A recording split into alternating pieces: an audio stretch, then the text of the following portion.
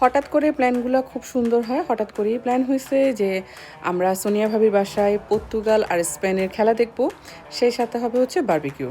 আমি আর ভাবি মিলে বারবিকিউর জন্য যা যা লাগবে চিকেন, বিফ, আদার্স জিনিসগুলো রেডি করতেছিলাম। ভাবি আমাকে বলে দিচ্ছিল কীভাবে কী করতে হবে, মশলাগুলো উনি সব দিয়ে দিচ্ছিল, আমি জাস্ট হচ্ছে মাখাচ্ছিলাম। এরপরে এই যে সবগুলো বাইরে নিয়ে রাখছে, এর মধ্যে রাসেল ভাই, রাইজা, মনির ভাই, পাভেল ভাই এরা সবাই আসছে, এসে চুলাগুলো সব অন করলো, কয়লাগুলো সব রেডি করলো বারবিকিউর জন্য। রেবেকা আপু আর রাজু ভাইরা আসতে একটু লেট হয়েছে, মনির ভাইরা সবাই বারবিকিউর জন্য প্রিপারেশন নিচ্ছিল। আমরা সব কিছু বাইরে দিছি যাতে ছেলেদের কাজগুলো করতে ইজি হয়। এরপরে হচ্ছে খাওয়া দাওয়া চলতেছিল, সাথে হচ্ছে কি একটু রেডি হচ্ছে আর সবাই একটু টেস্ট করতেছিল বেসিক্যালি।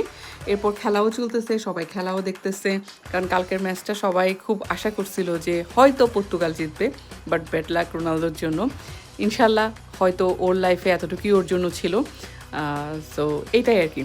এরপরেই তো ভিডিও ভালো লাগলে অবশ্যই চ্যানেলটা সাবস্ক্রাইব করবেন, লাইক করবেন আর কমেন্ট করে জানাবেন আপনাদের ভিডিওটা কেমন লাগছে। আজকের ভিডিও এই পর্যন্ত, সবাই ভালো থাকবেন, আমার জন্য দোয়া করবেন।